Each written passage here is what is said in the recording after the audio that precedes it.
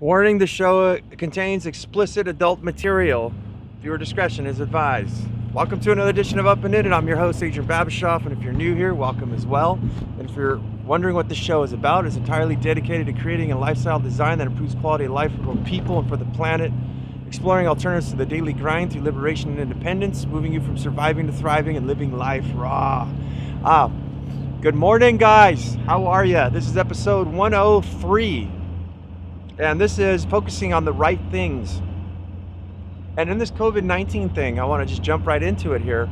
I'm noticing a lot of people talking about a lot of different things, that this was a man-made virus and that it's basically, what do they call it? Conspiracy theories.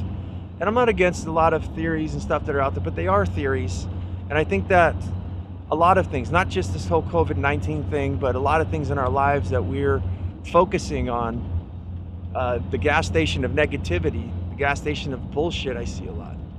Not to say that a lot of these theories aren't bullshit. Some of these things could actually happen one of these days. None of us know, but that's the whole point. None of us know. The powers that be aren't just going to come out and say it. 80% of you need to fucking die. We need to thin the herd. If that's the case, they're not going to tell you that. But jokes, folks, jokes. But no, seriously, I see a lot of shit talking about other people. I see a lot about this COVID-19 thing. I see things in business. Why isn't shit happening? And I think that we need to pull back. We need to go from the micro to the macro and figure out what's irritating us. And I think a lot of us like to think that we're really fucking smart. I, for one, know that I'm a fucking dummy. And but I can see and do things in my life that works for me. But yeah, there's some smart fucking people out there, and I ain't fucking one of them. So I deal with what I do have control of. And that's what I look at is with this COVID-19 thing, I think a lot of people are missing the point too. It's not just the lockdown. Things are evolving, things are changing.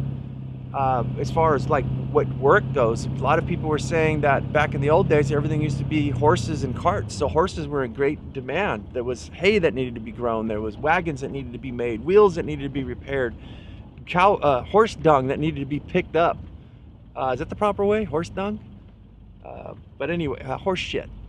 And so there was a lot of things, stables and training and all kinds of different things. And when the automobile came along, it devastated that. But now people turned into being mechanics and making rubber tires and shocks and batteries and all kinds of different parts to it, computer components. And I think that there's shifts that are always happening. And I think with this COVID-19 thing is that's probably what a lot of businesses are looking into right now, is going, dude, I don't think I need to have these cubicles with all these people. Why don't I just have them at their house doing the same work they are here? I think it's wonderful for the planet. Less pollution, as we're seeing with the COVID-19 thing. Canals and rivers and stuff are clearing up. The sky's getting blue again. I think it's the answer for environmental safety. But also, I think for business-wise, a lot of people focusing on the right things would say, I'm paying a janitor. I've said this before in another podcast, which it kind of goes in line with today's, is that they're paying a gardener, they're paying electricity, a janitor, they're paying all kinds of stuff, space rent.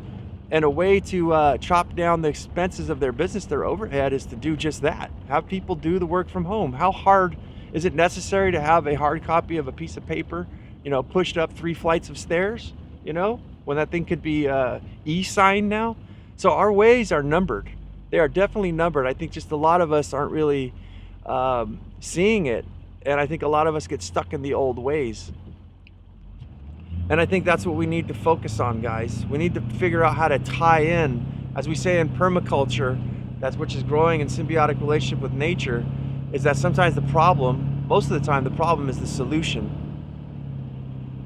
So I like to think this of greening your own life's desert, reforesting the forest of you, and studying things such as swales. And a swale is basically a ditch with a mound on it where water is captured at an incline.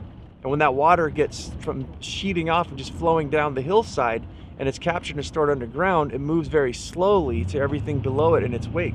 Gravity's pulling it at a very slower rate than on the surface. And everything below that swale is really green and healthy and lush. And let's just say that a tree falls down and it starts to rot. It turns into a giant sponge. and it starts absorbing nutrients, and it starts holding water, and things like mushrooms start to grow on it. Insects start to live inside of it and eat the dead wood, which brings like lizards and birds and other stuff to hunt them, and there's this whole ecosystem that starts happening. And I think that's what we need in our imagination. As I say a lot on the show, is stacking functions and thinking, systems thinking. And I think that when you get the gist of the lessons that are learned in systems thinking, stacking functions, and permaculture, you start to apply these things in problematic areas of your life. So when you start to see a problem, you can actually start coming up with solutions. And I think, sorry to say, that a lot of our focus has been on mediocrity. It's been a lot of focus on conformity. It's also been on convenience. And who wants to do all the extra work? Who wants to work to do, to get themselves out of here when you could, who wants to go milk a cow when you could have the milk delivered at your grocery store? But you see, you guys, these systems have been failing us, and a lot of things could go wrong. A lot of things could go wrong. A lot just with our food situation is our health. That's probably the number one reason why most people don't live a really long, healthy life, is because they have an inconvenient convenience of eating. I mean, I got organic milk, guys, and it's gonna last like a month and a half. What the fuck do you do to milk to make it last a month and a half? That's organic too. So we're focusing, I think, a lot on the wrong things. A lot of shit talking from people, the gas station of bullshit of why everything sucks, why we can't do anything, and the whole world's gonna fucking end, conspiracy theories. And as I said, some of these things could come true, but a lot of people have said stuff in the past. Do yourself a favor, if you're really freaking out over stuff, look at who these exact same people are.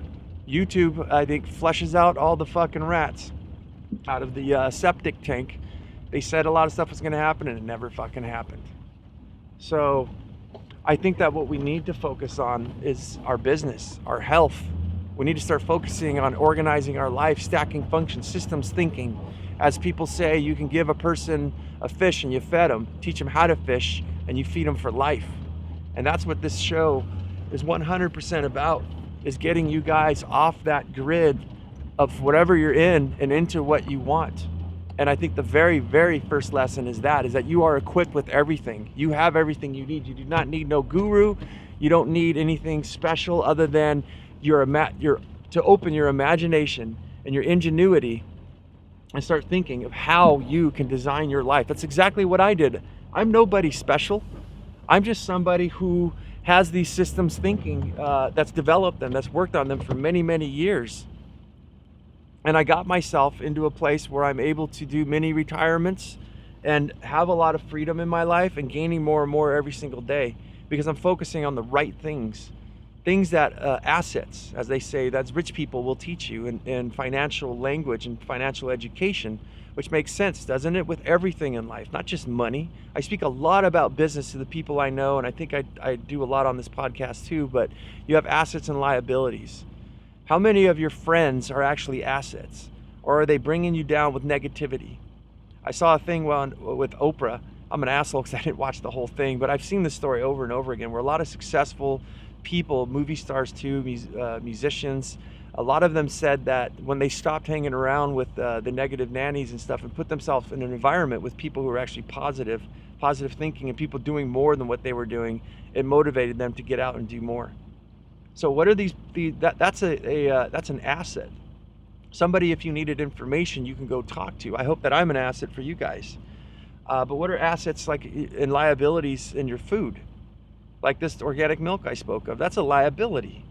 It cost me money, I paid money for it, I bring it home, I consume it, that money's gone, the milk is gone, I never see anything. It's not renewable. And it's also probably hurting my health. So for those of you who don't know what a liability is, something that depreciates, something that just like this milk and money, when you make money, or you buy like a vehicle is actually a liability, because it depreciates in value. It goes down in value. So I want you guys to look around yourself in your life and notice these things. Notice the good stuff, like solution, the problem is usually the solution, like this permaculture lessons from nature, man. Nature could teach you a lot. It's Albert Einstein who said, look deep into nature and you'll understand everything, his exact words, a lot better. So that's the show, guys. I hope I gave you guys a good message there. I want to help you guys, but I think that the systems thinking is the very first part. It all starts with you. As I said, there's no guru, there's no book, there's not even my show. All I can do is I can give you these funny mouth noises that come out of my face, puts these words together, and basically I think it's like a key that I can hand over to you that you can take to unlock the door of you and give you these ideas. I want to teach you guys how to fish, or to remind you guys to fish instead of just eating the fish. So that's the show. Check it out on TikTok, Instagram, Facebook, YouTube, Spotify, and Apple iTunes. And as I always say, guys, go out there and have yourself a near-life experience. Don't lose your muchness. Carry on the fire. Human up. Live it. Love it. Own it. Bone it, my friends.